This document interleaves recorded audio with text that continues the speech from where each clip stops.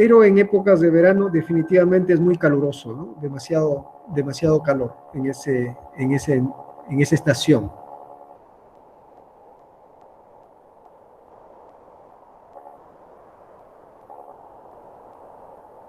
No sé si se me escucha bien. ¿Sí? ¿Se escucha? Excelente. Sí, sí, qué pena, tenía inactivo el micrófono. Sí, perfecto, estamos bien. Eh, yo creo que es un muy buen comienzo porque pues nosotros no nos conocíamos y, y todo surgió fue a partir inicialmente de mi parte de una imagen que me pareció muy curiosa, ¿cierto? Porque en la imagen, ya la voy a compartir, la podemos ver o si la tienes por ahí de pronto a la mano, no sé si haces parte de este grupo fundacional y si se puede ver pronto ver ahí, estamos hablando de la imagen de la creación del grupo de estudios andinos, donde aparece la madre Diana Lucía Gaviria, que es nuestra rectora pues actual. Mira. Entonces, todo inició pues como por ahí, al menos pues la búsqueda mía inició a través de simplemente esa imagen y de esa imagen, cómo esa imagen nos permitió como un ingreso a una experiencia que se hacía pues como muy atractiva en mi caso, porque pues yo soy antropólogo, docente en ciencias sociales, magíster pues en educación, pero un apasionado con todo el cuento cultural, ¿cierto? De hecho, mi maestría, que la hice allá en la institución donde estoy trabajando, la hice con niñas, con estas niñas, y entonces encontraba pues como cierta similitud con algunos aspectos. En este momento estoy compartiendo página, vamos a ver, el equipo es a veces un poco más lento, pero podemos ver la imagen, de pronto todavía no la han terminado como de bajar, donde podemos ver como un grupo como de estudiantes, por lo que se puede ver pues como a grosso modo, de estudiantes que están como en la parte inferior, ¿cierto? Están sentadas. Hay un grupo, puede ser como de Comunidad de María y un grupo de docentes por detrás. Todavía no ha bajado la imagen. No la Sí, hemos podido. justo esa imagen, mira, la tomamos en el mes, bueno, fue casi posterior al cumpleaños de la madre Diana, en la casa que tienen allá en San Martín de Porres, allá en Lima. Y fue a raíz de una invitación, justo ellos días previos, en septiembre, eh, hicieron una exposición en el Centro Cultural de Chepén, que se estaba inaugurando, y bueno, fueron invitadas por, en ese entonces, la subdirectora del Museo de Arqueología y Antropología de Pueblo Libre, allá en Lima, la doctora Ulla Holskin. Y bueno, los jóvenes se entusiasmaron, viajamos a Lima, y ciertamente casi ya para retornar a Chepén, nos hicimos ese retrato. Estábamos allí en la sala de la casa de las madres, y bueno, quedó eso para, bueno, como recuerdo, sobre todo para aquellos que, ¿no? Que vivieron esa experiencia en ese momento. Eso lo tomamos en el año 2001, más o menos, aproximadamente, ¿no? Pero sí fue eh, digamos, una interesante idea de poder, digamos, articular aspectos propios de la cultura local con el currículum, ¿no? Del Ministerio de Educación.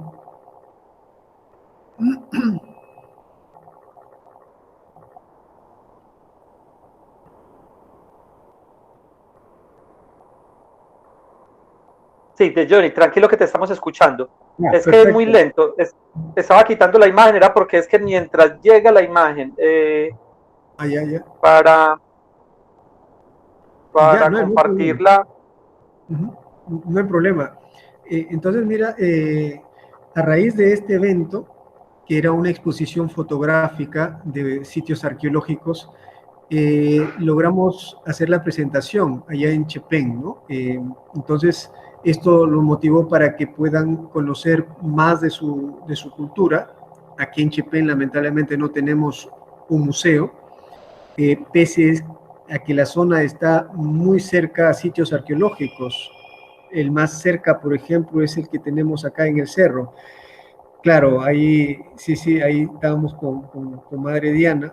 Estaba la Madre Lucía también, que había llegado de Colombia recientemente.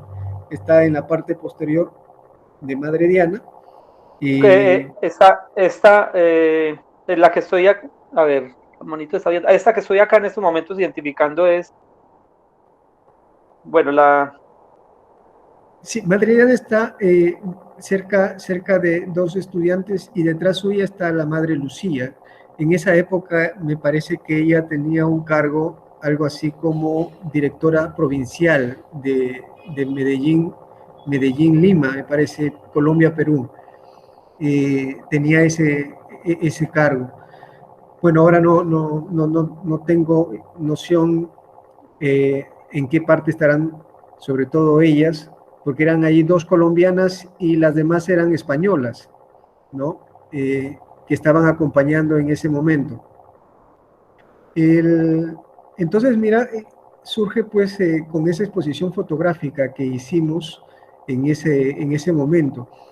Ahora, después hemos ido cambiando. Bueno, las jóvenes definitivamente, algunas ya se trasladaron a otra institución, hemos ido modificando el grupo a lo largo del tiempo. Hemos interactuado con ellas a través de otros colegios, ¿no? Ellas, por lo general, se preparan en un tema en particular de la cultura o del medio ambiente y coordinamos con otras instituciones para que ellas, como ponentes, puedan participar con distintas aulas de otros colegios. Hacemos una suerte de ponencia escolar con las jóvenes. Lo más reciente que hemos tenido el año pasado ha sido una exposición respecto al tema del maltrato al medio ambiente, de la contaminación ambiental aquí en Chepén, y se realizó con un colegio primario, ¿no? Con una institución primaria, y también participaron de un proyecto sobre historia local allá organizado por la Pontificia Universidad Católica de Lima. Entonces ellos han realizado proyectos que tengan que ver con la investigación sobre todo de su patrimonio histórico. La investigación se efectuó en base a un pasado en particular de la ciudad, sobre todo fue el tema del tránsito, por ejemplo. Después han participado también en temas de arqueología, sobre todo en el tema de la tumba de la sacerdotisa de Moro, que está a unos, digamos, unos 5, casi 15 minutos de Chepén, ¿no? Al norte. Entonces, en base a eso nos movemos, ¿no? Trabajamos. Salimos al campo, tomamos fotografía, recogemos información diversa y luego la procesamos en el aula y finalmente ellos preparan una ponencia, ¿no? Seleccionamos el estudiante que, digamos, está más compenetrado con el tema y solicitamos a las instituciones para que ellas puedan, ¿no? Fuera del horario escolar, para que ellas puedan dar, ¿no? Su apreciación respecto al patrimonio de nuestra localidad. Chepén es un pueblo típicamente, digamos, comercial, ¿no? La economía de acá de la comunidad es el comercio, en primer lugar. En segundo lugar es la agricultura. Se cultiva mucho arroz, caña de azúcar también. Y, y en base a esa, digamos, dinámica comercial, es que la comunidad de Chepén es una comunidad un poco disasociada con su propio pasado. O sea, no se conoce muy poco de esto, ¿no? Recientemente, en los últimos años, han surgido una serie de eventos de tratar de recuperar ese pasado ancestral a partir de las investigaciones arqueológicas, a partir de algunos estudios también sociológicos, antropológicos también, pero aún el tema es muy, muy incipiente acá en Chepén, ¿no? Hay intentos, por lo general son intentos esporádicos y aislados. El gobierno municipal no logra, digamos, establecer un fomento abierto respecto a estos temas. Eh, Tampoco la unidad de gestión educativa, por ejemplo, que es el ente rector de la educación acá en la localidad, no promueve mucho temas que tengan que ver con la historia. Perdón, Juan, un momento, por favor. Tranquilo, tranquilo.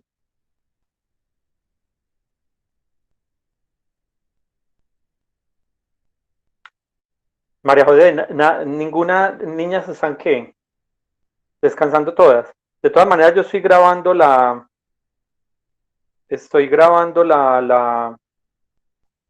pues esta reunión y después ya la compartimos con la comunidad educativa. Pero, ¿será que envié el link tarde o qué? O cuando envié una actividad, monté al blog el taller que ya les había compartido en Team. Entonces pudo haber ocurrido porque ese lo vieron como 30 niñas. De pronto lo vieron y se quedaron simplemente ahí. Pero la información sí la monté y también la monté en el Team. ¿Usted dónde la encontró?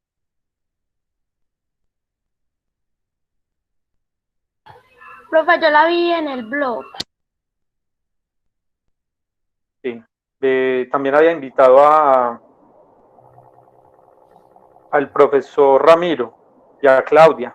Pero como eso fue tan rápido, eso realmente hay que darle más seguimiento. Bueno, Johnny, nuevamente te tenemos por acá, sí. Disculpe, una visita, bueno, Tranquilo, no. ya la atendí, no hay problema. Dime, Bueno, te escucho. no, que es similar pues al trabajo acá en Colombia.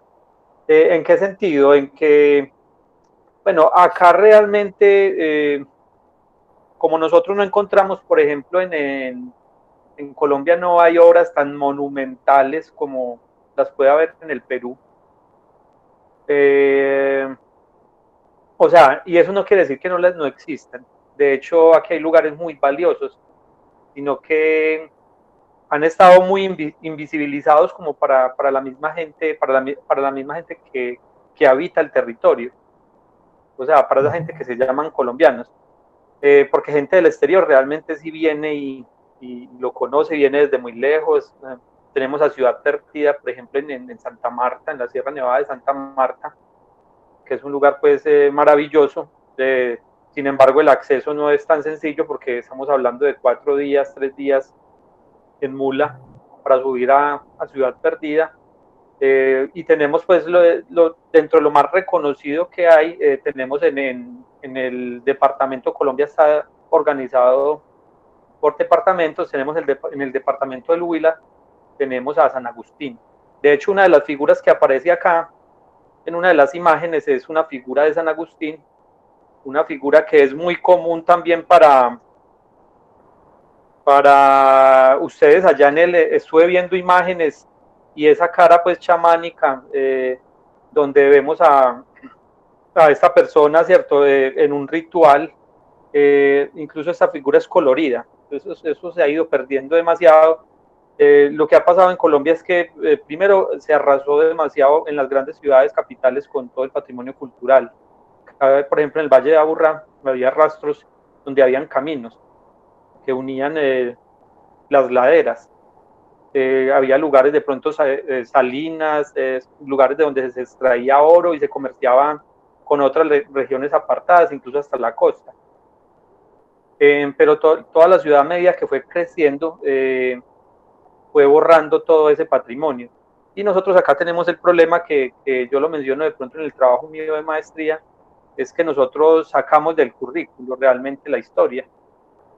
Por allá te voy a compartir una imagen, creo que es la de, pero bueno, voy a seguir hablando acá. Por allá como en el año del 83-84, un presidente, por recomendación de la misma UNESCO, sacaron la historia de Colombia. Y nosotros quedó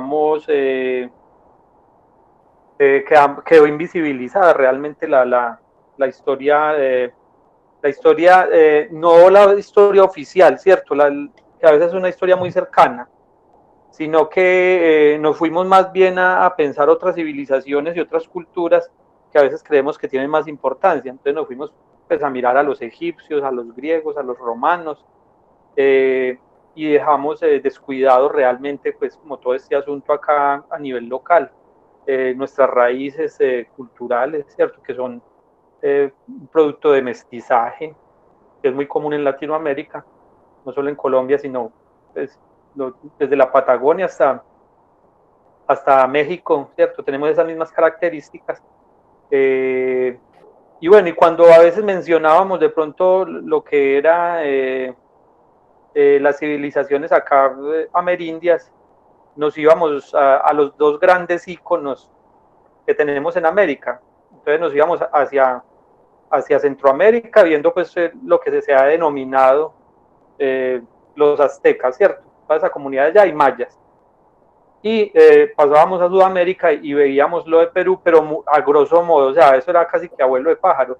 Y realmente no nos pensábamos nosotros, pues realmente estamos invisibilizados dentro del currículo. Entonces eso hace que se pierda realmente esa afinidad con ese pasado, ¿cierto? Que es milenario, que es muy importante. No quiere decir que en Colombia no hayan existido realmente culturas. Yo creo que todo esto fue ocupado realmente por comunidades indígenas. Pero como no lo mencionamos o lo hemos estereotipado realmente. A veces, si a usted le dicen indígena, es como si les estuvieran haciendo un insulto, ¿cierto? Lo están como por debajeando. Y hemos ayudado demasiado desde la escuela como tal, con esa manera de pronto, con ese rasero de ver las cosas. Lo mismo pasa con lo afro, ¿cierto? Que, o sea, si te dicen negro, te están también, es como si fuera un insulto, ¿cierto? Entonces creo que es una tarea que viene más allá. Yo también soy arqueólogo consultor y trabajo también en proyectos de arqueología.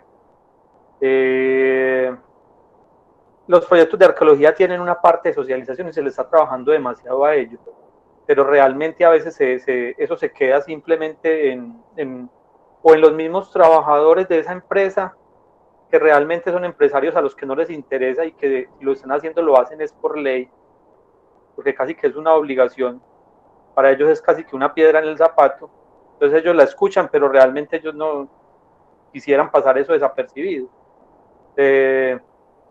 Y con comunidades cercanas, pero realmente eso no genera una incidencia. Realmente yo creo que si nosotros vamos a hablar acá de marcar pues una sociedad como tal, sería mediante el currículo, ¿cierto? Es un trabajo que hay por hacerse. No podemos pasar desapercibida esa situación, realmente tenemos que definirlo, no podemos estar haciéndole caso simplemente a la UNESCO y a los dictámenes y a las pruebas externas que son tan matemáticas, ¿cierto? Y simplemente de comprensión lectora y pare de contar.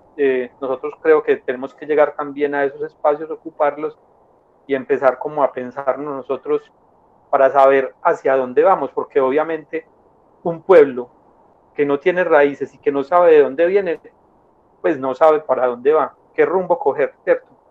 Entonces creo que es un trabajo que está por realizarse, de ahí la importancia que tengo por este tipo de manejo. Ojalá pudiéramos vincular otras instituciones, otros países ahí dentro de esa región andina que es tan amplia, ¿cierto? Y tan variada.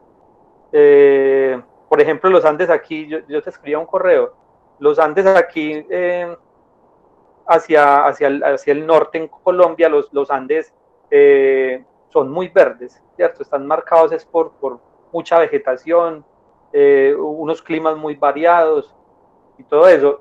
Hacia el Ecuador, pues donde ustedes viven y todo eso, uno ve que de pronto son un poco más áridos, pero yo no sé si sea fruto, si es algo natural o es un efecto combinado, ¿cierto?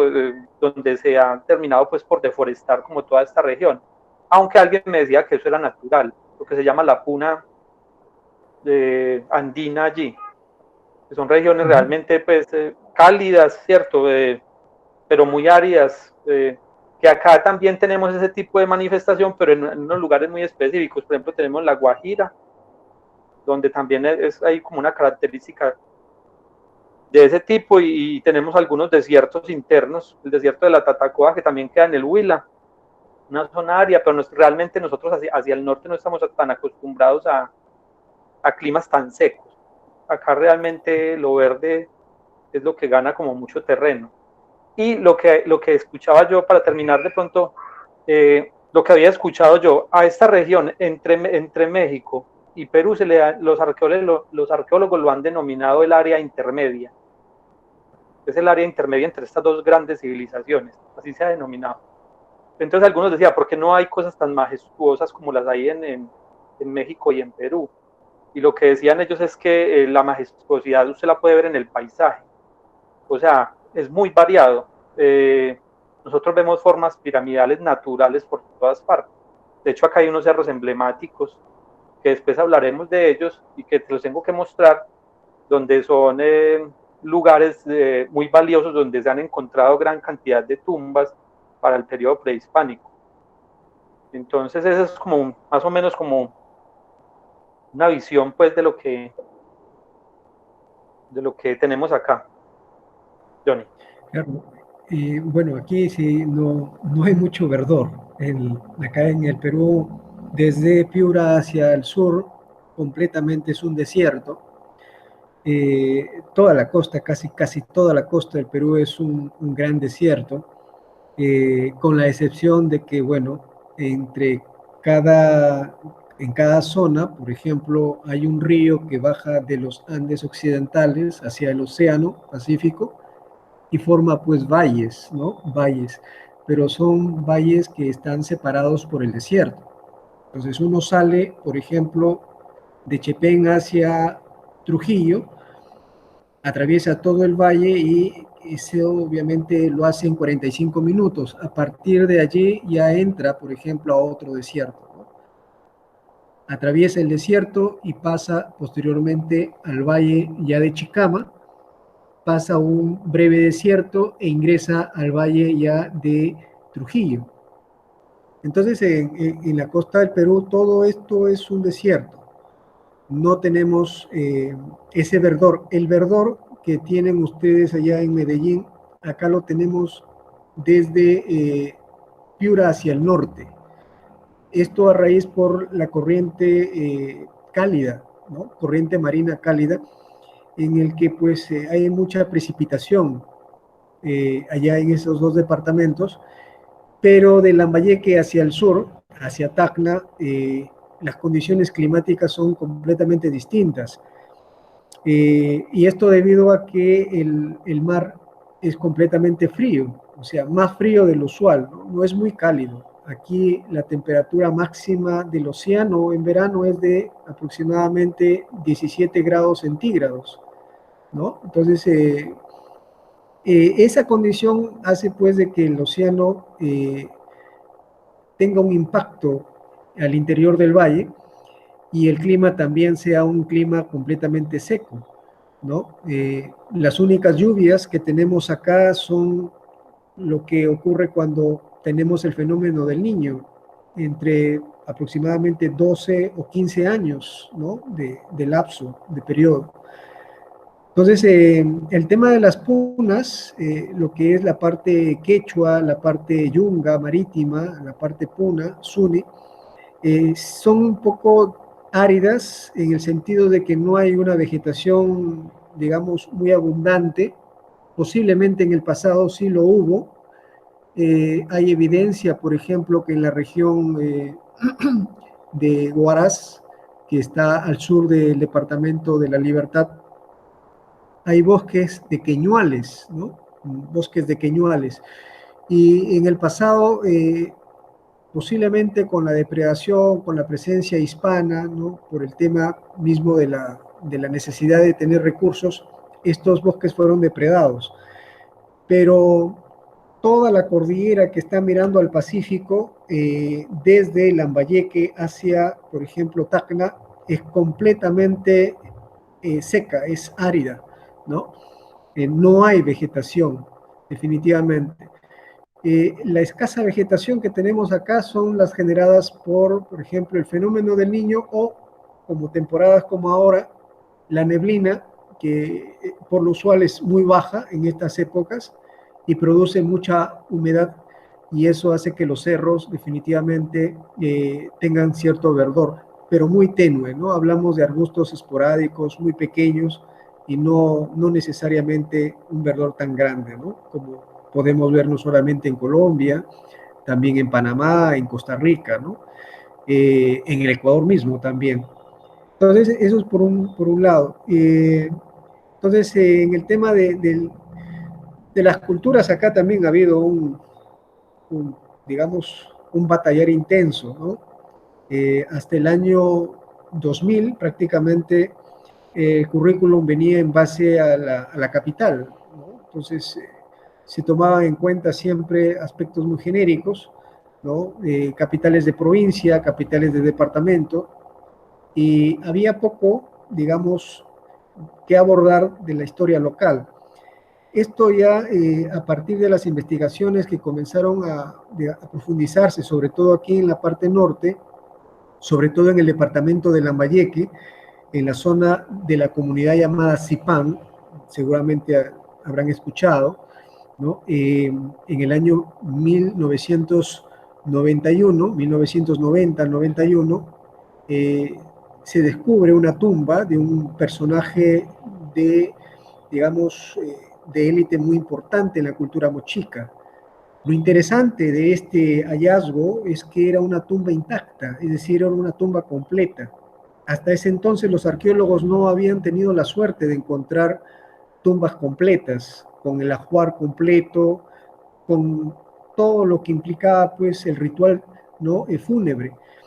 Entonces, el hecho de haber encontrado algunos objetos de metal decomisados a los huaqueros, así se le llama a los que profanan las tumbas, ¿no? A los cementerios prehispánicos, huaqueros, encontraron pues una serie de objetos hechos a base de oro, ¿no? Oro, plata y aleación también, ¿no?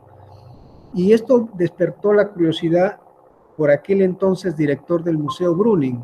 Me refiero al doctor Walter Alba, quien trabajaba en Lambayeque en esa época y bueno, tuvo la fortuna de dar con este hallazgo, ¿no? Después de varios meses. Sin embargo, algo interesante que se puede notar acá respecto a la cultura mochica es que a partir de este descubrimiento arqueológico, la historia regional, la historia del Perú cambia radicalmente. O sea, hay un antes y hay un después del descubrimiento, mire, de la tumba del señor de Zipán, porque ciertamente devela una serie de información que hasta ese entonces se presumía, se creía o se pensaba que era definitivamente iconográfica, era resultado de el artista. Los mochicas se caracterizaron por, digamos, elaborar cerámicas pictográficas. Ellos dibujaban en las piezas de cerámica, ¿no? No tengo a la mano, no sé si me das un minuto de repente en un intermedio para mostrarte una pieza de cerámica. Sí, la cerámica mochica, sí, esa la Chavín, una que está allí abajo pintada de rojo, y ese plato que tiene, parece universo. Johnny, Eso de ahí abajo. Johnny, Dime. Qué pena interrumpirte. Lo que he visto yo a través de la página y de los videos de la página que tienen en internet es que ustedes hacen arqueología con los estudiantes. Los estudiantes van a campo también y al parecer por lo que puedes decir que de pronto como que en tu casa hay como cosas ahí cercanas, ¿cómo es el manejo de eso y cómo se involucran las niñas o los estudiantes a ese tipo de búsquedas? ¿Cuáles son las restricciones también para eso? Y cómo eso ha ayudado también en el entorno escolar a que ellas conozcan su pasado y puedan realmente como participar de esas microexcavaciones o de esos proyectos arqueológicos que hay ahí tan cercanos. Mira, bueno, aquí hay una ley que prohíbe, por ejemplo, la tenencia de objetos de ese digamos, de origen precolombino. Sin embargo, hay ciertos permisos que uno solicita para poder tenerlos, ¿no? Uno lo registra. Pero, digamos, la mayoría de población de acá de Chepén, sobre todo aquellas que están alrededor, tienen también objetos, porque mira, tú los encuentras a una profundidad de 1 metro, 2 metros, 3 metros, encuentras tumbas. O sea, tú construyes una casa y encuentras tumbas, ¿no? Entonces, ese es un dato muy curioso acá en la zona, ¿no? Entonces, casi, digamos, hablando de entre 10 personas, por ejemplo, 6 tienen evidencia arqueológica en casa. Entonces, esto es muy usual, digamos, encontrarse algunos objetos. Ahora, el tema de la tenencia o de la participación de estos elementos culturales mochicas en el aula, por ejemplo, le permiten a ellos entrar en contacto directo con estas piezas, ¿no? Por lo general ellos lo aprecian solamente en los libros o lo ven a través de una vitrina en un museo cuando tienen la oportunidad de viajar, por ejemplo, fuera de Chepén, ¿no? O bien se van a Lambayeque, que está a 1 hora de distancia, o a unas 2 horas a Trujillo.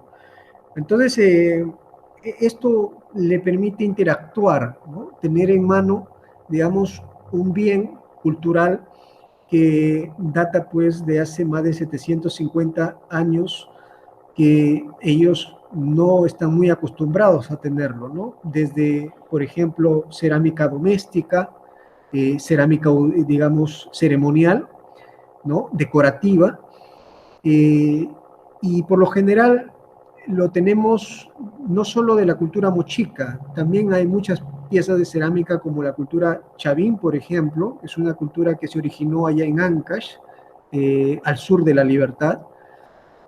También la cultura sicán o también cultura lambayeque, que es una cultura que prosperó al norte de Chepén, y lo que viene a ser la pieza, por ejemplo, de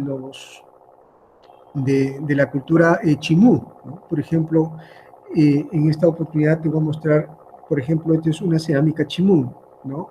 Esta pieza característica de la cultura es por la presencia de unos monos, ¿no? Que están siempre al costado de la pieza de la cerámica. Por lo general tienen 2 formas de pico, ¿no? Un pico azapuente, ¿no? Con un pico tubular, y por lo general tienen algunas incrustaciones en alto relieve. Sobre fauna, también hay, digamos, en flora típica en la zona, pero esta es una pieza, por ejemplo, doméstica, ¿no? Sirve para poder almacenar agua, por ejemplo, ¿no? Entonces, estas piezas, cuando uno los pone en contacto con el estudiante para que sobre todo lo analicen, ¿no?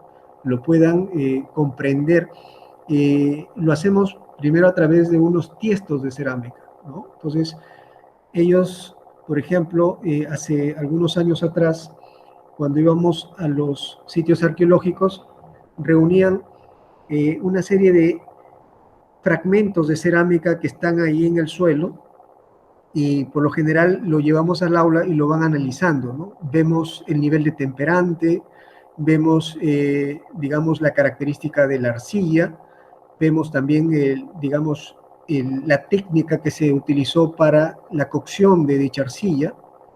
Acá en el Perú, no sé en Colombia, pero acá en el Perú, por ejemplo, hay 2 técnicas que utilizaron los pueblos que habitaron la costa peruana. Para obtener, por ejemplo, el color de esta cerámica, ellos tapaban el horno, ¿no? Era un horno en forma tubular, ¿no? En forma tubular.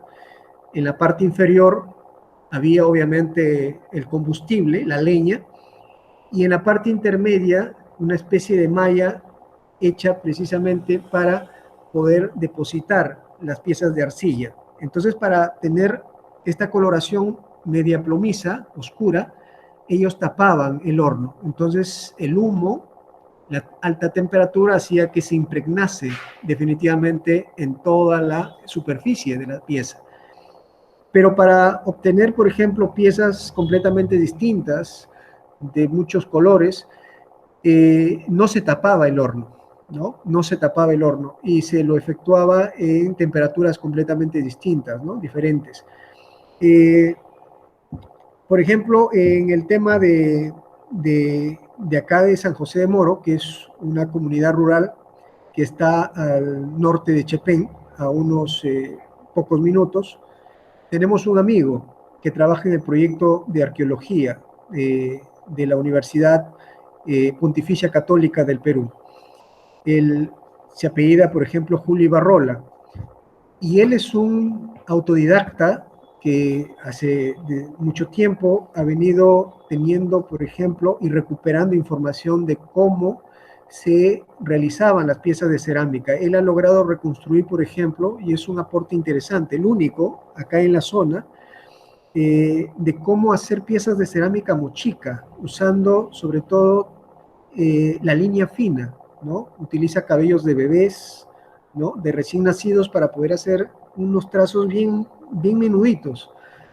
Y con él, por ejemplo, cuando nosotros vamos al campo, nos avisa él cuando hay, digamos, temporadas arqueológicas y los jóvenes están ahí observando, viendo cómo los arqueólogos de distintas partes del mundo están limpiando, descubriendo, analizando objetos de metal, ¿no? Muy interesante ese lugar, ¿no? Entonces, por ese lado, ¿no? Utilizamos ese, digamos, ese material que tenemos. Ahora, esto porque no tenemos un museo, ¿no? Y también te diré que pocos colegios, al menos hasta donde tengo conocimiento, se utiliza con este tipo de trabajo, ¿no? Perdón, con este tipo de material. La otra, digamos, ventaja que se tiene acá en el norte es que los sitios arqueológicos están, digamos, si bien es cierto, inscritos en el Instituto Nacional de Cultura, que pertenece al Ministerio de Cultura, los sitios que no tienen, digamos, una inversión o no están bajo un patronato, estas están completamente libres. Entonces uno puede ingresar, ¿no?, a estos sitios arqueológicos, recorrerlo definitivamente. Hay algunos que son muy amplios, otros son muy pequeños, y por este, digamos, divorcio que hay entre la burocracia, ¿no?, y la necesidad de preservar nuestro patrimonio aquí en la zona, lo hemos ido perdiendo. Yo he sido testigo, por ejemplo, de dos hechos muy lamentables. Uno, el que ocurriera, por ejemplo, hace allá el año 1995, cuando llego yo de Lambayeque, ya después de haber terminado mis estudios, a trabajar acá a Chepén. Le tomaron aproximadamente, imagínate, pues del 95 hasta el año 2000, ¿no? Casi 10 años en desaparecerse un bosque. Mire, Juan, o sea, los taladores desaparecieron un bosque casi en 10 años. Tenía una extensión de algo de 350 hectáreas. Pero lo más triste es que dentro de ese bosque estaba una ciudad, Chimú, ¿no? En menor proporción como la que usted ha podido ver, por ejemplo, en estas imágenes de Chanchán, allá en Trujillo. Entonces, una ciudadela similar dentro de un bosque de algarrobo fue arrasado en un lapso de 10 años. Eso es un episodio un poco lamentable. Lo otro que también pude evidenciar fue la desaparición de un tambo, que es una suerte de una habitación compleja, que se construyen cerca de los caminos intervalles, y también yo lo visité en el año 1998 a través de un conocido, pero lo desaparecieron del 98 hasta el año 2005, ya la construcción definitivamente ya no está. Entonces, esto se debe porque hay un incremento de la frontera agrícola, por ejemplo, acá en nuestro valle, ¿no? Entonces, no sé, allá, por ejemplo, en Colombia, de repente están más protegidos quizás los sitios arqueológicos, pero aquí, por ejemplo, la mayoría de sitios en Chepén, en el Valle Jequetepeque, en el cual se encuentra Chepén, tenemos aproximadamente cerca de 250 sitios arqueológicos, ¿no? Y de todos esos, solamente puedo citar, sin equivocarme, ¿no? 5 sitios arqueológicos que están siendo estudiados, ¿no? Temporalmente. Uno es un lugar que se encuentra muy cerca del mar, que le llaman Pacacnamú. Muy cerca de ese lugar también hay una pirámide mochica que se llama Dos Cabezas. Luego, al norte de Chepén, el tema de San José de Moro, donde se ha encontrado una tumba de una mujer de la cultura mochica. Esta es una réplica, por ejemplo, una réplica del vaso que se ha encontrado en la tumba, ¿no? Según la iconografía, la sacerdotisa tenía como costumbre o parte de su ritual ofrecerle sangre en una copa similar a esta, en una ceremonia del sacrificio, ¿no? No es que sea una recurrencia aquí en la cultura del Perú, por ejemplo, que se hagan sacrificios humanos. Por lo general los sacrificios se hacían con animales, sobre todo llamas, ¿no? Llamas, animales mayores. Y el tema de los humanos era pues en cuestiones muy especiales, ¿no? Muy especiales, ya sea por tema de fenómenos climatológicos, ¿no?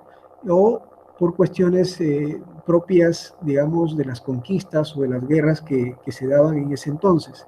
Pero definitivamente esto nos ha invitado a que desde el año, por ejemplo, 2000 hacia adelante, vengamos haciendo una suerte de currículum un poco más local, ¿no?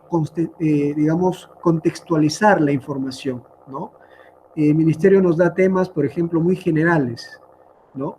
Lo que hacemos es adaptarlo a la realidad y, obviamente, a partir de ello, invitar en horarios libres a los jóvenes para que se pueda conocer, se pueda recorrer estos lugares, ¿no? Y eso lo hacemos, por ejemplo, los fines de semana, sobre todo los sábados, ¿no? Los sábados o los domingos, ¿no? Entonces, nos tomamos, digamos, casi todo un día, ¿no? Llevamos cámaras fotográficas, bolsas especiales, llevamos libretas de anotaciones, ¿no? Cintas métricas. Entonces recogemos datos y los estudiantes luego lo van reconstruyendo, ¿no? Los jóvenes lo van reconstruyendo con el asesoramiento y armamos pues temas, ¿no? Armamos temas ya sea en arquitectura o ya sea en irrigación, ya sea en medio ambiente, y esto pues nos permite un poco compartir con los demás estudiantes, ¿no?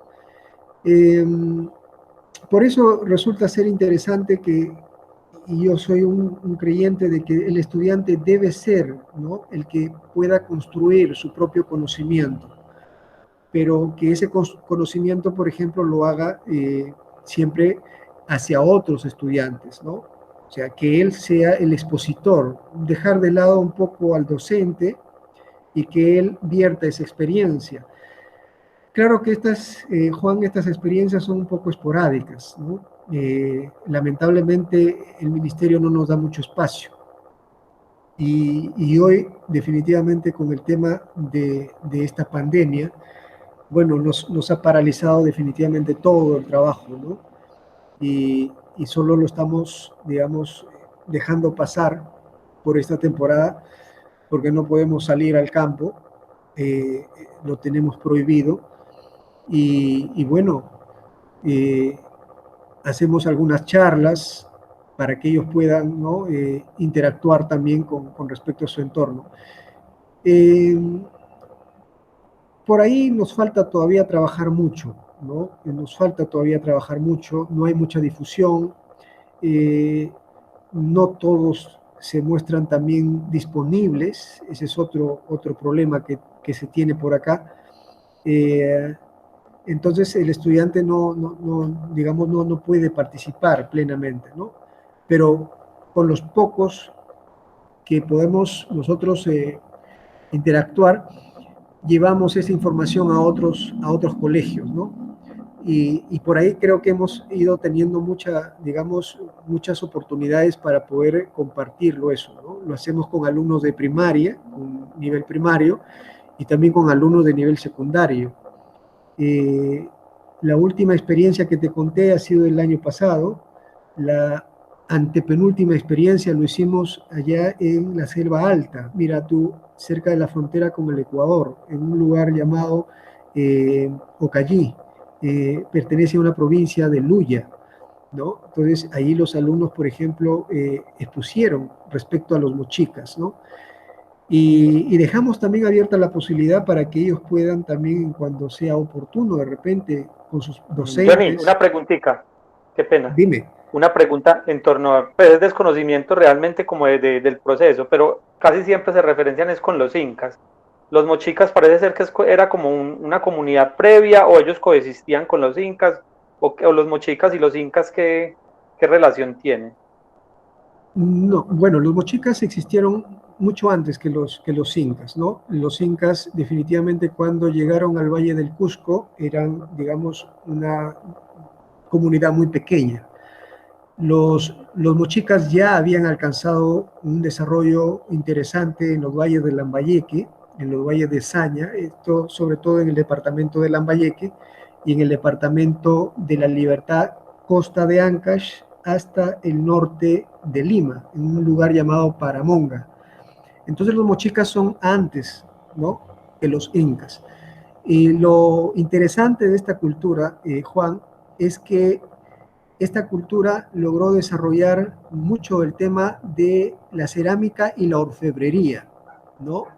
A tal punto que el descubrimiento del señor de Zipán que te estaba comentando brindó información nueva.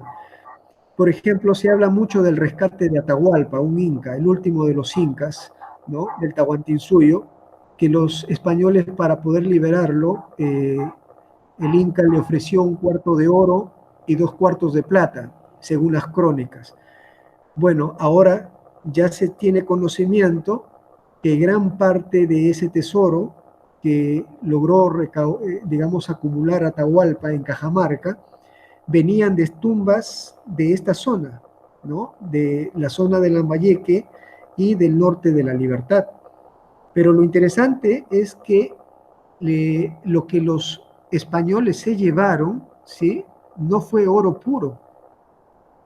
Ese es lo interesante que ha cambiado la historia, ¿no? Acá, por ejemplo, en el Perú. Ellos se han llevado una aleación, ¿no?, llamado tumbaga, que es una combinación de 3 metales, ¿no?, cobre, plata y oro. Entonces ellos se han llevado una aleación de tumbaga, pensando que era precisamente oro. Entonces ellos, cuando sean, digamos, en esto del rescate, el tema obviamente de los tesoros en los primeros años de la conquista, ellos, por desconocimiento, claro está, no pudieron pues haberse llevado piezas netas de oro. Entonces los mochicas son antes que los incas, ¿no? Después de los mochicas habitó estas tierras una cultura que se llamó Sicán, que en lengua de la época significa casa de la luna, ¿no? Casa de la luna. También lo llaman cultura lambayeque, ¿no? Cultura lambayeque. El término, aquí hay una disputa entre llamarlo lambayeque o sicán. Lambayeque lo utilizan sobre todo los arqueólogos peruanos, ¿no? Walter Alba, por ejemplo, ¿no? Que es uno de los que lidera esta corriente, y el tema de sicán, algunos arqueólogos extranjeros. Esto a raíz de una, digamos, el hallazgo que se generó en el bosque de Batangrande, en Lambayeque. El arqueólogo Izumi Shimada le puso el nombre Sicán, ¿no? Sicán. Entonces, también a raíz de ese descubrimiento, ya ahora se sabe de que, por ejemplo, el tumi, un tumi que estaba asociado a la cultura chimú, por ejemplo, es un tumi eminentemente lambayeque. Después de los Lambayeque, aquí en la costa norte llega ya la cultura, ¿no?, Chimú, cuya capital se encuentra precisamente en la zona de Chanchán, allá en Trujillo, ¿no? Eh, y ese fue, digamos, una de las casi últimas culturas más grandes que hubo desde Lima hacia lo que viene a ser Tumbes, ¿no?, por el norte, cerca del Ecuador, antes de que los incas pudieran llegar a dominar toda esta parte, ¿no?, que se conoce con el nombre de Chinchaysuyo. Entonces, ese es el espacio en donde nosotros vivimos. Entonces, Chepén ha tenido la presencia de, digamos, de tres culturas locales, que es los mochicas, ¿no? Luego tenemos la cultura lambayeque o cultura sicán, y finalmente la cultura chimú, ¿no?, que es la última cultura regional, porque después de ello ya se hace la presencia inca, ¿no?, en esta zona. Excelente pues, recorrido histórico sobre, sobre la región, pues tienen muy buen conocimiento. Realmente, y es un proceso pues como muy interesante el hecho de cómo se viene trabajando, porque parece ser que el Estado como que no ha tenido una presencia, una incidencia como muy propia allí, o no sé, pues acá por ejemplo se han encontrado a veces menos cosas y acá hay una dinámica donde, o sea, cada municipio, ¿cierto? Cada lugar quiere tener su museo, porque también se habla de que se ha vendido la idea de que, o sea, esto también vende y es turismo cultural, ¿cierto? Tener esto garantiza de que la gente llegue, ¿cierto? Y llega de todo el mundo, porque son cosas que se muestran y que son muy propias y que son muy interesantes. Cuando usted me las muestra, yo quisiera estar allí viéndolas pues directamente en vivo y en directo. Y eso se lo imagina cualquier persona en el mundo, ¿cierto? Cuando lo está viendo, es que eso es, pues, o sea, es un paraíso arqueológico.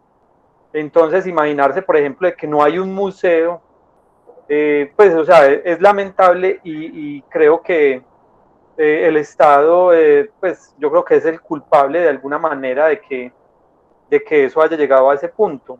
Acá realmente a veces con fragmentos y con piezas, pues, completamente donde la reparación es muy costosa. Estoy hablando, por ejemplo, de estudios que yo haya hecho acá cerca de Medellín. Eso es un área metropolitana, después lo puedes mirar en un mapa. Está Medellín, hacia el norte está Bello y hacia el sur hay varios municipios pegados. Está Itagüí, Envigado, Sabaneta, La Estrella, Caldas, están muy pegados, forman el área metropolitana. En Envigado, muy cerca de acá, encuentra uno piezas 2000 años de antigüedad, muy antiguas y todo eso, pero por el uso y por tantas cosas y por la manera en que se encuentra, lo que se ha denominado acá como arqueología preventiva, son piezas que así se saquen completas, toca muchas veces desmontarlas y volverlas a armar, ¿cierto? Para poderlas exhibir en museos.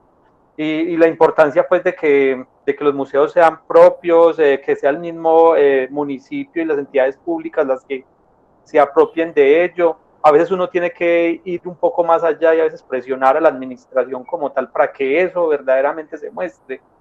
Entonces a uno le toca a veces gestionar también como ese tipo de relaciones con los municipios y las secretarías de cultura para que esas piezas realmente estén allí. Entonces, pues ver, por ejemplo, en el caso de ustedes, que están llenos de cantidad de elementos pues, o sea, en óptimo estado, y pensar en que podrían estar en un lugar donde la gente pudiera, pues, como verlas, ¿cierto? Apropiarse de ellas, conocer sobre esa cultura. Acá a veces, por ejemplo, ocurre que las piezas no son tan, la iconografía no es tan variada, al menos pues hacia este lado. Acá tenemos, acá ocurre que la región andina, cuando entra a Colombia, se, eh, se salen tres ramales, ¿cierto? Que se llaman la cordillera central, occidental y oriental. En medio de estas cordilleras hay dos grandes ríos que la recorren de sur a norte, y uno es el río Cauca y otro es el río Magdalena, que nacen en un mismo lugar, el macizo colombiano. En ese lugar, muy cerca de allí, es donde tenemos a San Agustín, ¿cierto? Donde aparecen estas piezas, y también tenemos a Tierra Adentro, donde el tipo de tumbas era dentro de la tierra, con unos ajuares muy bonitos y unas tumbas decoradas pues hermosas. También es muy visitado, queda en el departamento del Cauca. Bueno, en medio de esos dos ríos hay gran cantidad, de hecho también hay riqueza iconográfica, ¿cierto? Pues también no nos podemos quejar. De hecho, en el Valle del Cauca, en el Cauca, hay piezas pues con una iconografía muy variada, pero directamente acá en el Valle a veces los arqueólogos trabajamos con fragmentos o con piezas. Restaurar una pieza pequeña de más o menos 30 centímetros de 30 por 30 centímetros, o sea, realmente yo creo que la que usted nos mostró inicialmente es más grande por la altura. Una pieza de esas con todos los estudios, carbono 14 o algo, entonces podemos estar gastando 8 o 10 millones de pesos en restaurar una pieza de esas, mientras ustedes, por ejemplo, las tienen completas, o sea, ya no es sino hacerle el montaje, poner la vitrina y listo, visítennos. Entonces, muy interesante todo, realmente creo que, bueno, ese es el primer acercamiento, pues, más o menos para ir conociéndolo. Otro asunto con respecto a lo de a toda la parte cultural y al registro histórico y prehistórico, es que ustedes tienen mucho conocimiento de quiénes son y cómo se llamaban, ¿cierto? Y el nombre remite uno siempre, o sea, es muy étnico todo, uno se remite como a un grupo étnico, cuando habla de moches o habla de los otros nombres, unos incas o los otros que nos mencionaste, lo referencia uno directamente con un grupo étnico que está ya está caracterizado, ustedes lo conocen muy bien, quiénes eran y cómo se manifestaban, mientras que la arqueología acá ha tomado otro curso. Lamentablemente la arqueología de acá, la manera en que se ha nombrado no nos ha permitido a nosotros a veces también llegar como al currículo, a los estudiantes tan fácilmente. En el caso del Valle de Aburrá, pues el nombre se lo pone quien encontró la primera pieza y le pone cualquier nombre. Pero por ejemplo acá los nombres en el Valle de Aburrá es por ejemplo Cancana. Es un grupo que se encontró en una vereda de Yolombó que se llamaba Cancana y lo llamaron así. Entonces es un nombre que a veces como que no fueron los primeros vestigios acá en el Valle de Aburrá. Estamos hablando de la cordillera central y el macizo antioqueño. Otro nombre que le dieron fue Ferrería, también ese nombre viene también de otro lugar, de un lugar acá en el área metropolitana, un municipio que se llama La Estrella y hay un barrio que se llama Ferrería, y le ponen ese nombre a esa, es una cultura realmente, ¿cierto? Pero entonces con ese tipo de nombres también no hay mucha forma de articularlos como a procesos, y a veces hay disputas muy fuertes al interior entre los mismos arqueólogos, donde posteriormente aparece otra cultura que han denominado marrón inciso, y simplemente el nombre viene de que son vasijas muy parecidas a la que, por ejemplo, a la que me muestras, que es un color marrón, ¿cierto? Un color café y con incisiones. Entonces la denominaron de esa manera, marrón inciso. Entonces, de acuerdo a sus características físicas. Entonces eso no nos permite a veces como avanzar mucho en eso. Nosotros sabemos, pues los arqueólogos sabemos quiénes son los Ferrería, los Cancana, los marrón inciso, pero si le preguntamos a las niñas de pronto, pues a ellas ni siquiera se les habla de eso. O sea, en los textos escolares que es muy difícil realmente como articular eso. Y los discursos se han quedado simplemente en nada, en el limbo. O sea, realmente en estos momentos nosotros fuimos pioneros. Acá estuvo Raigel Dolmatov, Paul Rivet, estuvo Graciliano Arcila, tenían grandes discursos, teorías y todo lo demás, ya todo eso ha quedado en nada. O sea, ya simplemente con lo de la arqueología preventiva, cada uno hace como un discurso, ¿cierto?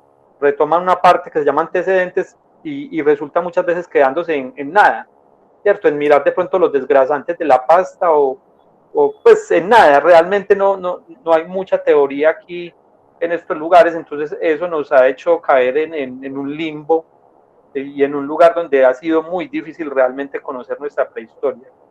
Nosotros realmente estamos en deuda con la sociedad en ese aspecto.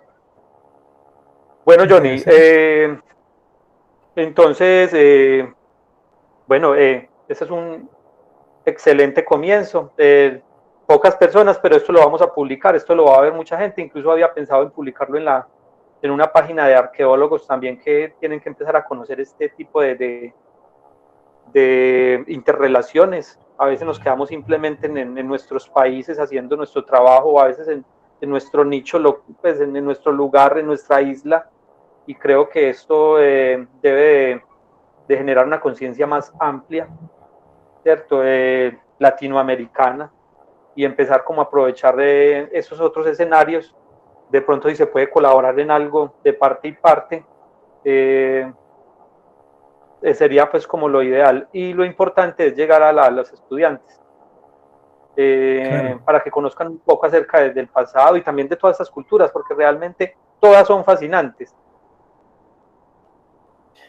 Sí, aquí, por ejemplo, casi más como Colombia ocurre también, a veces se le da prioridad a culturas que no son, digamos, muy propias de acá de la zona. Yo en lo personal, por ejemplo, yo omito eso, ¿no? Casi poco hablo sobre los aztecas, por ejemplo, casi poco hablo yo de los egipcios, por ejemplo, más trato de hablar sobre la cultura local, ¿no? Que son muchas, por cierto. Entonces, me aferro mucho al tema de la historia propia de acá, de la zona, y del contexto, ¿no? Hay una relación en el caso de los incas con el sur de Colombia, por ejemplo, en la parte sur de Pasto. Entonces tenemos ahí, digamos, una raíz casi cultural nativa, ¿no? Que compartimos en un fragmento del territorio colombiano allá en Pasto. Eh, y bueno, lo otro, lo de la cultura chipcha, ¿no? Que siempre se ha hablado, no solo en la época del colegio, sino también en la universidad, ¿no? Pero no con mucha profundidad, como la que tú me estás mencionando, por ejemplo, de que hay otros hallazgos, otros asentamientos, lo cual me despierta mucha curiosidad porque yo imaginé que los chipchas fue una sociedad, al igual que los incas, eh, que logró dominar y cohesionar a muchas otras comunidades de la zona, ¿no? Y sería interesante que para la próxima sesión, por ejemplo, los estudiantes, me gustaría también, y qué pena, de repente María quizá esté un poco, eh, no sé, aturdida con tanto diálogo, quizá un poco alejado, digamos, a su nivel de comprensión, quizá en esos aspectos, pero yo creo que en el transcurso de las próximas reuniones sería interesante que interactúen los jóvenes a partir de sus propias experiencias, ¿no? Experiencias que tú le estás proporcionando también y bueno, las experiencias que estamos teniendo acá en el lugar, ¿no? Excelente, sí, Johnny, excelente pues hacia allá nos dirigimos. Realmente pues agradeciendo lo que pasa es que fue todo muy, muy apresurado, realmente fue un error mío, era para el 8 y la adelantamos pues para hoy, entonces de esa manera no funciona, pero yo sé que ellas se van a entusiasmar mucho con eso. Eh, te iba a hacer un pequeño aporte con lo de los Dime. chipchas. Es que chipchas realmente no es un grupo étnico como tal. Chipcha es una lengua, Ah, o sea, caramba. es una lengua que se encuentra en Centroamérica y en Colombia en algunos lugares. Hay grupos étnicos de habla chipcha. Entonces en la Sierra Nevada hay unos, en Bogotá pues con los muiscas, lo que se ha denominado los muiscas, ellos también hablaban chipcha, lengua chipcha. Entonces, son variados grupos que hay, no sé, habría que hacer un rastreo, yo no sé si de pronto en Perú pueda existir grupos chipchas, de habla chipcha, porque podría haber una difusión desde Centroamérica hacia Sudamérica.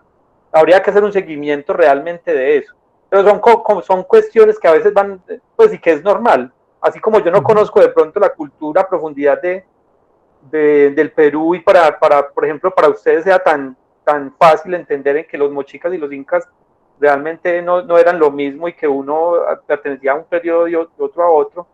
Lo mismo ocurre de pronto acá, aunque acá a veces, como hemos tenido todos esos vacíos en el currículo, nos hemos quedado en nada, ¿cierto? En ir negando eso, ir sepultándolo, y entonces hay que hacer también arqueología de ese currículo y empezar como a Claro. trabajar como desde allí. Realmente le tenemos que apuntar a eso, y obviamente las estudiantes, ya después tendremos muchos estudiantes y entre ellos de pronto va a haber un diálogo más fluido y tendremos de pronto otro tipo de pensar en imágenes o en cosas que podamos mostrar de parte y parte, y vamos mostrando cosas y vamos utilizando como estrategias didácticas para que ellas realmente se integren y puedan como conocer un poco más acerca de su pasado.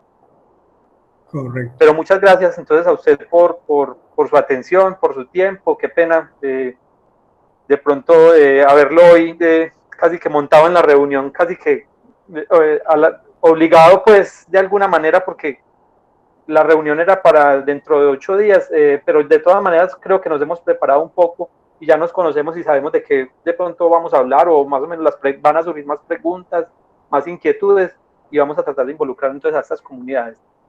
No, qué ocurrencia, Juan. El agradecimiento es mío, definitivamente. Agradecido no solo por tu tiempo, sino por el hecho de habernos encontrado. Ciertamente no imaginaba tener una noticia de una reunión de esta naturaleza, y lo cual es interesante. Me surgen una serie de ideas, una serie de pensamientos. Pero no, nada, yo encantado de haber estado aquí esta tarde contigo y junto a la distancia, obviamente, con tu estudiante María José también, ¿no? Y, y darle, no sé, mis saludos, y, y obviamente todo lo que acá vamos a compartir con ustedes, nuestras experiencias, y de repente fortalecer, ¿no? Entre jóvenes se puedan conocer un poco más, se puedan interactuar, no de repente muy fluidamente en un inicio, pero la idea es que con el transcurrir del tiempo puedan hacer una comunidad muy interesante. Entonces, va para ellas mis saludos, para tu equipo de estudiantes, también a ti mi saludo especial, mi agradecimiento también por esta invitación, y bueno, a través de tu persona hacerle extensivo un saludo a Madre Diana, ¿no? Que también a la distancia, ¿no? Siempre se la recuerda con mucha admiración y con mucho cariño. Había pensado incluso, es que ahora lo intenta, sino que ya hoy no me contesta, ya hoy no contesta nadie, pues un fin de semana realmente la gente está cansada ya de tanto trabajo en la semana. Entonces Sí, sí. es muy difícil, pero de pronto para la próxima reunión del sábado, ya con más tiempo, la vamos a tener de pronto acá para que ella nos acompañe, así sea un ratico, y nos dé un saludo, ¿cierto? Y nos ayude de pronto a recordar viejos tiempos, de cómo surgió esto y cómo se ha mantenido y cómo esto se integró de alguna manera. Realmente nosotros no somos pues religiosos, hacemos parte de pronto de una comunidad laica, por llamarlo de alguna manera, pero también estamos aportando y también podemos, o sea, en medio de toda esta crisis y de todo eso que está ocurriendo, pueden surgir cosas novedosas, interesantes, y vamos a trabajarle entonces a eso. Excelente. Bueno, entonces que estén muy bien. Gracias, María José. Melanie se nos fue rápido. Bueno, ahí miramos a ver qué pasó. Bueno, un abrazo fraternal. Igualmente, Juan, muchos Oiga, saludos. día de la Pachamama, 1 de agosto. También era un día importante por eso. Yo incluso tenía un video por ahí, pero bueno. Y la Pachamama se celebra en toda la comunidad andina, ¿cierto? Sí, Chile, sí, sí. Argentina, Bolivia, Perú, Ecuador y Colombia también se ha empezado a integrar mucho con la Ah, mira, Pachamama. la madre tierra, un término muy usado acá en la sierra del Perú y en algunas regiones, sobre todo de Lima, la Pachamama, la madre Sí, tierra. somos un pueblo. Bueno, Exacto. estamos entonces hablando, estamos en contacto. Hasta Perfecto, luego. Juan. Que tengan muy buenas tardes. Nos vemos. Listo, pues. Cuídense. Hasta luego. Muchas gracias, estuvo muy interesante. Gracias a usted, María. Muy amable.